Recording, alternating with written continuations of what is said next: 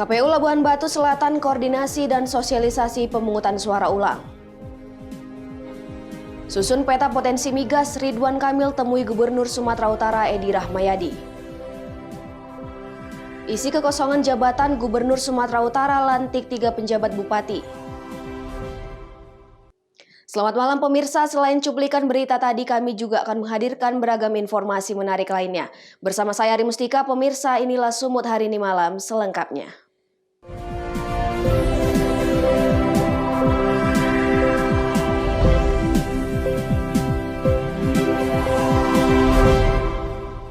Kita ke informasi pertama pemirsa, KPU Labuhan Batu Selatan Sumatera Utara menggelar rapat koordinasi dan sosialisasi bersama stakeholder pasca putusan MK terkait pemungutan suara ulang Pilkada serentak 9 Desember 2020 lalu di 16 TPS. Pemungutan suara ulang yang akan dilakukan oleh KPU Labuhan Batu Selatan Sumatera Utara merupakan tindak lanjut dari putusan Mahkamah Konstitusi yang dibacakan pada 22 Maret lalu. Dalam amar putusan MK, mewajibkan KPU untuk melaksanakan pemungutan suara ulang di 16 TPS pada pemilihan ulang Bupati dan Wakil Bupati Labuhan Batu Selatan. Kegiatan sosialisasi dan koordinasi dengan pihak terkait dilaksanakan di Aula Grand Suma, Blok Songo, Labuhan Batu Selatan, Sumatera Utara. KPU Labuhan Batu Selatan Effendi Pasaribu menjelaskan, koordinasi dan sosialisasi ini merupakan tindak lanjut putusan MK adanya PSU yang tersebar di 3 desa di 2 kecamatan yang ada di Kabupaten Labuhan Batu Selatan. Untuk melaksanakan kegiatan tersebut, KPU Labuhan Batu Selatan selanjutnya akan melakukan perekrutan petugas PPK dan KPPS yang baru, serta mempersiapkan logistik yang akan digunakan saat pelaksanaan PSU. KPU Labuhan Batu Selatan melakukan rapat koordinasi dengan stakeholder, sekalian kita melakukan sosialisasi terhadap putusan Mahkamah Konstitusi dan pelaksanaan pemungutan suara ulang di 16 TPS se-Kabupaten Labuhan Batu Selatan. Untuk saat ini KPU Labuhan Batu Selatan baru saja merampungkan tahapan program dan jadwal, yaitu memastikan bahwa 30 hari sesuai dengan amanah Mahkamah Konstitusi tersebut sudah kami aplikasikan dalam surat keputusan. Kemudian hari ini juga secara resmi kami akan mulai proses rekrutmen badan ad hoc. Seperti amar putusan dari Mahkamah Konstitusi yang menyebutkan bahwa kami harus bentuk PPK dan KPPS yang baru. Hari ini tahapan itu kami mulai dengan membuat pengumuman dan tahapan-tahapan selanjutnya. SU seperti yang kami sudah putuskan kita lakukan, yaitu pada tanggal 24 April tahun 2021.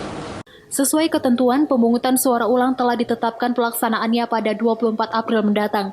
Adapun pelaksanaan PSU berlangsung di TPS 05, 06, 07, 08, 09, 10, 11, 12, 13, 14, dan TPS 18 Desa Torganda, serta TPS 05 Desa Aek Raso Kecamatan Torgamba, TPS 01, 03, 05, dan TPS 06 Desa Tanjung Balai Selamat Kecamatan Kampung Rakyat. Ucok Sitorus melaporkan untuk Evarina TV. Informasi berikutnya pemirsa, 1 unit rumah warga di Kelurahan Aek Perumbunan, Kota Sibolga, Sumatera Utara rusak parah setelah tertimpa pohon yang tumbang akibat angin kencang disertai hujan deras. Hujan disertai angin kencang memporak-porandakan kediaman warga di Aek Perumbunan, Kota Sibolga, Sumatera Utara.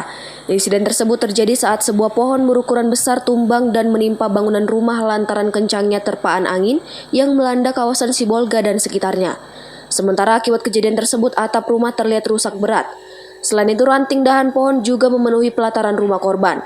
Sebelum kejadian, Ucok menerangkan semula dirinya sempat mendengar suara gemuruh keras berasal dari belakang rumah. Kemudian setelah dicek ternyata pohon berukuran besar telah menimpa rumahnya. Jam berapa semalam kejadiannya Bang, pohon tumbangnya? Tadi pagi, jam 3 subuh. Saat kejadian orangnya di mana? Di dalam rumah? Iya, lagi di dalam rumah, lagi istirahat tidur. Terus ada suara gemuruh. Langsung keluar, rupanya pohon yang di belakang rumah udah tumbang. Oh, kondisi rumah seperti apa Pak ya? Cukup parah. Kondisi rumah lumayan rusak. Sengnya hancur. Ada korban Bang dari keluarga? Kalau korban nggak ada. Nggak ada. Iya. Atas insiden tersebut, Badan Penanggulangan Bencana Daerah Kota Sibolga langsung turun ke lokasi kejadian untuk mengevakuasi bangkai pohon.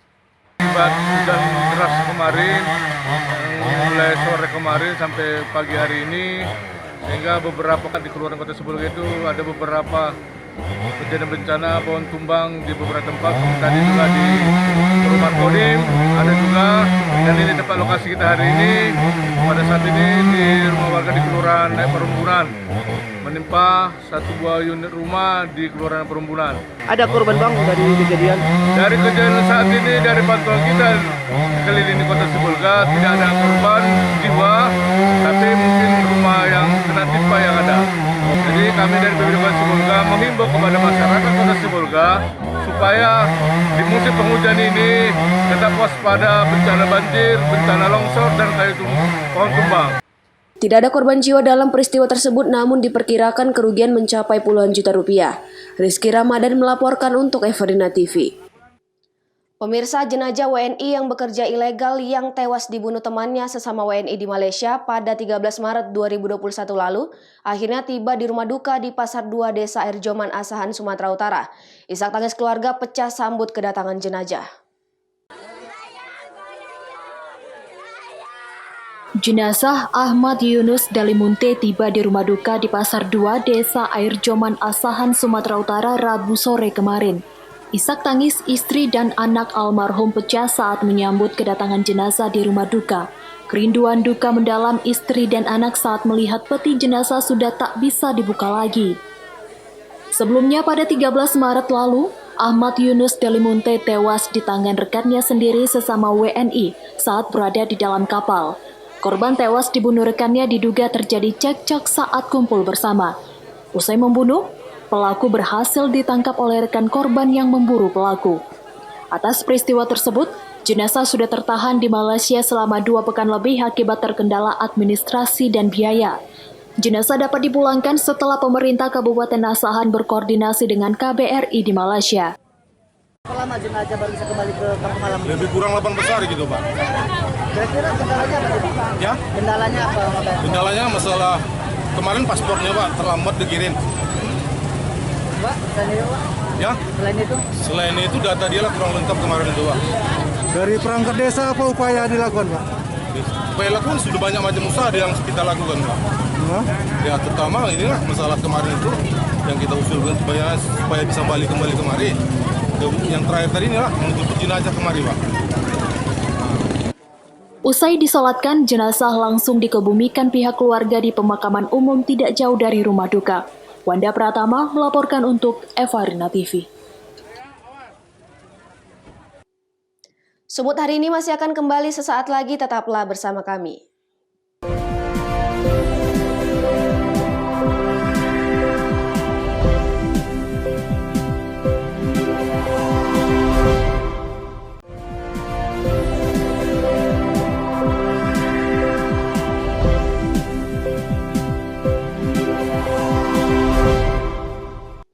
Terima kasih masih bersama kami. Pemirsa, Asosiasi Daerah Penghasil Migas dan Energi Terbarukan ADP-MET menggelar rapat kerja di Kota Medan, Sumatera Utara. Dalam kunjungan Gubernur Jawa Barat Ridwan Kamil ke Medan, pihaknya membahas tentang penyusunan peta potensi migas di daerah-daerah di wilayah Indonesia.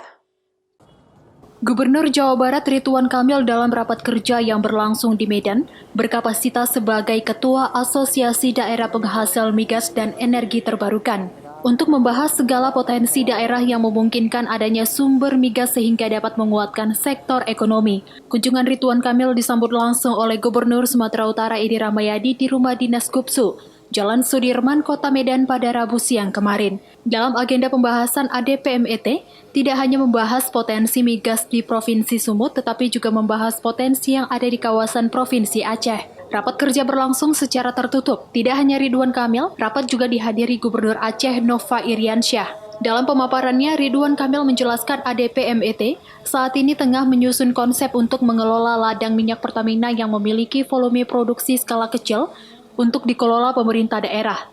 Hal ini dianggap sebagai upaya perjuangan ADP-MET untuk meningkatkan taraf hidup dan kesejahteraan masyarakat. Tidak hanya itu, ADP-MET juga fokus pada pengembangan energi terbarukan berbasis sampah, kotoran hewan, dan tumbuhan. Ridwan optimis Indonesia mampu mengelola potensi tersebut dan selama ini sudah sangat terlambat dalam pengelolaan di bidang energi terbarukan. Saya ini terpilih sebagai Ketua Umum daerah-daerah penghasil migas dan energi terbarukan di bulan Desember. Kemudian daerah-daerah penghasil migas di Sumatera bersepakat ingin berkumpul di Medan di hari ini untuk 3 urusan. Satu, menyuarakan perjuangan keadilan, ya, karena banyak daerah-daerah merasa penghasil energi tapi pendapatan ke daerahnya belum maksimal, terlalu banyak prosedur dan lain-lain. Kedua, SDM di daerah lagi kita tingkatkan agar bisa bersaing di level global. Yang ketiganya, persiapan energi terbarukan. Indonesia udah telat sekali, Denmark udah 100%, kita baru 4%. Ya. Nah, 3 itulah yang menjadi agenda di Sumatera Utara. Misi lain yang hendak dicapai ADPMET saat ini adalah pengembangan sumber daya manusia, sehingga masyarakat di kawasan migas dapat berperan aktif untuk sektor pengembangan dan SDM kompetitif, dan mampu mengelola kekayaan sumber energi yang dimiliki daerahnya. Daniel Pekuali melaporkan untuk Evarina TV. Pemirsa, usai putusan sengketa hasil Pilkada 2020 oleh Mahkamah Konstitusi, Gubernur Sumatera Utara Edi Rahmayadi melantik 3 penjabat bupati Kabupaten Labuhan Batu Selatan, dan Kabupaten Samosir. Pelantikan yang dilakukan Gubernur Sumut Edi Rahmayadi untuk mengisi kekosongan jabatan sehingga pelayanan pemerintahan tetap berjalan. Pengisian jabatan dilakukan sesuai keputusan Menteri Dalam Negeri. Pelantikan 3 pejabat bupati dilaksanakan pada Rabu siang kemarin di Aula Tengku Rizal Nurdin, Medan, Sumatera Utara. Ketiga kabupaten tersebut yakni Kabupaten Labuhan Batu Selatan, dan Kabupaten Samosir. Para penjabat bupati yang dilantik yakni Mulyadi Simatupang sebagai PJ Bupati Labuhan Batu, Alfi Syahriza sebagai PJ Bupati Labuhan Batu Selatan, dan Haryanto Butar-Butar sebagai PJ Bupati Samosir. Dalam keterangannya, Gubernur Sumatera Utara memaparkan pelantikan ini dilakukan berdasarkan adanya kasus sengketa Pilkada 2020 yang terjadi pada Kabupaten Labuhan Batu Selatan, Labuhan Batu, dan Samosir yang telah melalui persidangan di Mahkamah Konstitusi Jakarta dan diputuskan untuk dilakukan pemungutan suara ulang.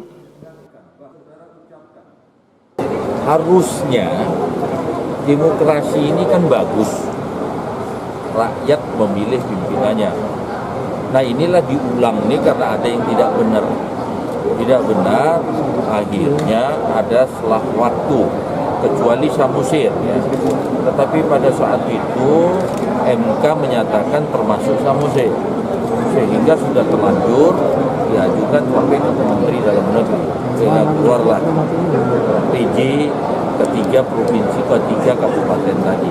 Nah, untuk dalam jangka waktu yang ada ini supaya tidak putus kepemimpinan, inilah PJ. Yang kedua, dalam rangka demokrasi ulang, ini dia harus memfasilitasi yang benar dan tidak lagi terulang seperti kemarin-kemarin, termasuk melakukan money politik yang dianggapnya dan akhirnya dianulir. Inilah dia. Edi Rahmayadi berharap dengan dilantiknya penjabat bupati pelayanan administrasi pemerintah di kabupaten yang melaksanakan PSU tetap berjalan optimal. Edi meminta pelaksanaan PSU dilakukan secara tertib dengan protokol kesehatan dan tanpa ada kecurangan serta politik uang. Sebagaimana diketahui, sebelumnya Kabupaten Samosir belum memiliki bupati definitif. Meskipun hasil Pilkada serentak 2020 sudah ditetapkan KPU Samosir. Sedangkan untuk Labuhan Batu dan Labuhan Batu Selatan, MK memerintahkan pemungutan suara ulang di 9 TPS di Labuhan Batu dan di 16 TPS di Labuhan Batu Selatan yang akan dilaksanakan pada 24 April mendatang. Daniel Pekuali melaporkan untuk Evarina TV. Pemirsa, pelaksanaan TMMD ke-110 Kodim 0209 Labuhan Batu resmi ditutup oleh Kasdam 1 Bukit Barisan. Penutupan yang diwarnai dengan penayangan cuplikan kegiatan selama TMMD serta penyerahan hasil berita acara dan kunci RTLH kepada perwakilan warga secara simbolis ini bertempat di Aula Ahmad Dewi Syukur Komplek Kantor Bupati Aek Kanopan Kuala Hulu, Labuhan Batu Utara, Sumatera Utara. TNI Manunggal membangun desa ke-110 Kodim 0209 Labuhan Batu yang dilaksanakan selama 30 hari di Desa Pematang NA 910 Labuhan Batu Utara, Sumatera Utara secara resmi ditutup oleh Kasdam 1 Bukit Barisan. di mana TMMD yang sasaran utamanya di bidang fisik, yakni selain rehab rumah tidak layak huni milik warga tidak mampu sebanyak 8 unit, juga pembukaan dan pengerasan akses jalan yang menghubungkan Desa Pematang ke Desa Batu Tunggal sepanjang 2.700 meter telah selesai 100%, sehingga dapat langsung digunakan oleh masyarakat. Kasdam 1 Bukit Barisan Brigjen TNI Didit Pramudito menyebutkan, TMMD ini merupakan sinergi yang positif untuk membangun bangsa, di mana kurun waktu 1 bulan, 150 personel Satgas dan masyarakat bahu-membahu sehingga seluruh pembangunan yang merupakan sasaran fisik dan tambahan fisik lainnya dapat terselesaikan.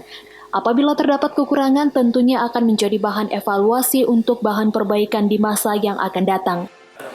Harapannya tadi kan kita udah lihat bersama ini, jadi personilnya gabungan dari tentara, kemudian masyarakat, dari kepolisian, itu melaksanakan kegiatan TMMD ini. Dananya dianggarkan oleh Bapak Bupati sama Pak Ketua, membuka desa yang terisolir, kita yang mengerjakan. Itulah, kita berharap ke depannya nanti kita bisa banyak lagi kira-kira daerah mana yang belum bisa dilalui terisolir. Kita siap, nggak usah lewat TMMD, lewat Bakti TNI kita juga siap untuk membangun dalam rangka membantu Bapak Bupati Labuhan Batu Utara di sini.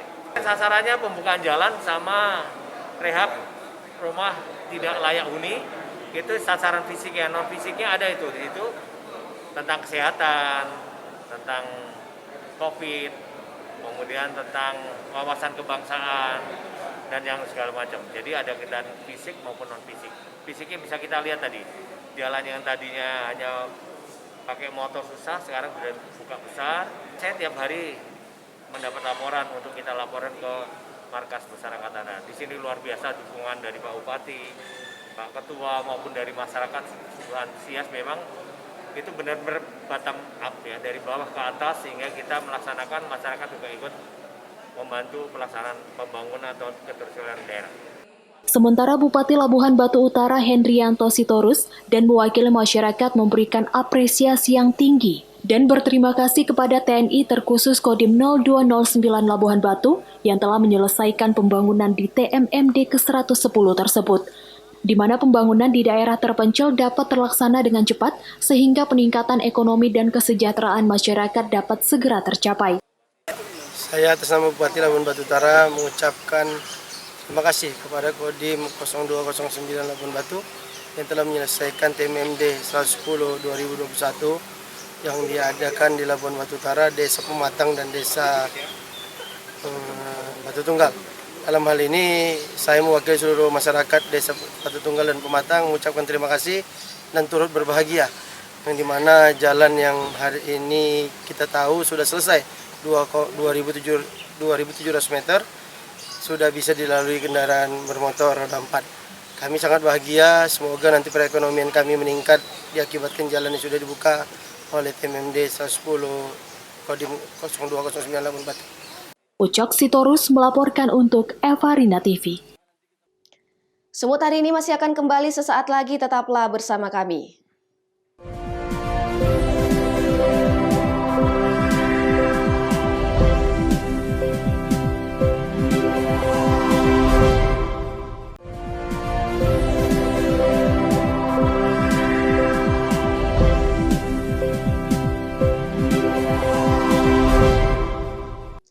Terima kasih masih bersama kami. Pemirsa, Dewan Pimpinan Cabang Pemuda Batak Bersatu Kabupaten Langkat, Sumatera Utara melantik pengurus PAC Pemuda Batak Bersatu Kecamatan Gebang periode 2021-2026.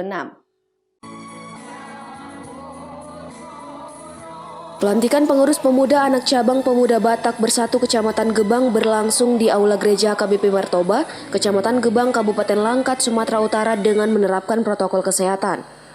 Pelantikan diawali dengan penyerahan bendera Pataka Pemuda Batak Bersatu yang diserahkan langsung oleh Ketua DPC PBB Kabupaten Langkat dengan Ketua PAC PBB Ali Simanungkalit. Kegiatan tersebut dihadiri unsur musyawarah pimpinan kecamatan dan tamu undangan. Dalam sesi acara, Ali Simanungkalit turut disematkan ulos oleh penasihat Pemuda Batak Bersatu Kecamatan Gebang. Penyematan ulos dilakukan sebagai doa restu agar kepengurusan PBB di Kecamatan Gebang tetap bersatu dan solid dalam menjalankan roda organisasi ke depannya. Ali Simanungkalit mengatakan, sebagai pengurus PAC Pemuda Batak Bersatu Kecamatan Gebang yang baru dilantik, siap menjalankan roda organisasi sesuai dengan semboyan solidaritas, toleransi, rukun, dan bergotong royong. Tidak hanya itu, PAC Pemuda Batak Bersatu Kecamatan Gebang juga berkomitmen mendukung program pemerintah untuk memberantas dan memerangi narkoba. Kira-kira apa program ke depan Pak setelah di program PBB di Kecamatan Gebang ini? Ya, pertama mengembangkan organisasi melalui sosialisasi terhadap semua warga Batak yang di Kecamatan Gebang. Karena banyak jumlah anggota itu makin baik. Melakukan suatu gerakan sosial, gotong royong bersama anggota. Dalam pemaparannya, Ketua DPC PBB Kabupaten Langkat berharap agar seluruh anggota pengurus pemuda Batak Bersatu di Kabupaten Langkat dapat bersatu dan lebih maju ke depannya. Sehingga program solidaritas, toleransi, rukun, dan bergotong royong yang menjadi semboyan PBB dapat terlaksana dengan baik. Ketua, bagaimana harapan Ketua terhadap PBB ini ke depannya, Ketua? Untuk Kabupaten Langkat. Ya, harapannya PBB di Kabupaten Langkat ini majulah, berkembanglah. Visi dan misi kita solidaritas, toleransi, rukun, dan gotong royong. Itu yang mau kita ciptakan. Mempersatukan orang Batak. Orang Batak itu bukan cuma Kristen, Islam, semua agama bisa. Gunarso melaporkan untuk Evarina TV. Pemirsa, Universitas Evarina menjalin kerjasama dengan PT Evarina Televisi. Dalam waktu dekat, program Universitas Evarina berkolaborasi dengan PT Evarina untuk membangun masyarakat dalam dunia pendidikan. Kedatangan Rektor Universitas Evarina Dr. Susana Josen Hinlumbang Tobing didampingi Wakil Rektor 1 Adrian Tarigan dan Wakil Rektor 3 Pinondang Siregar. Disambut baik oleh Direktur Utama PT Evarina Televisi Silverius Bangun, pimpinan redaksi Mahadi Sitanggang, Manajer Bisnis dan Pengembangan Fiona Sekarbayu, Manajer Produksi Yani Tampubolon, dan Keuangan Evarina Televisi Nelly Sumbayak. Adapun maksud dan tujuan kedatangan Rektor Universitas Evarina, yaitu menjalin kerjasama dengan Evarina Televisi untuk mencerdaskan masyarakat khususnya dalam dunia pendidikan. Untuk calon maupun mahasiswa yang ingin mengaplikasikan ilmunya dengan program magang di Evarina Televisi. Kerjasama ini juga dilakukan agar seluruh hasil pembelajaran para mahasiswa khususnya yang mempunyai program mencerdaskan sumber daya manusia dapat tersalurkan melalui media Evarina Televisi. Dalam waktu dekat, kita akan mempersiapkan para dosen, mahasiswa, dan sebagainya dalam kerangka percepatan agar masyarakat sekitar Pematang Siantar bisa mengenal Evarina dengan baik. Bahwa Evarina sangat berguna dalam rangka membangun masyarakat, tidak hanya Siantar tapi sekitarnya. Jadi saya harap melalui TV ini akan terlihat bahwa kami mempunyai luaran-luaran yang sangat berguna bagi masyarakat. Jadi harapan saya TV Evarina juga maju, tetap jaya, karena dengan adanya TV Evarina, Universitas Evarina juga harus maju bersama. Karena satu visi Evarina adalah bagaimana kita, kalau ingin saya katakan, maju bersama dalam rangka mencerdaskan anak bangsa.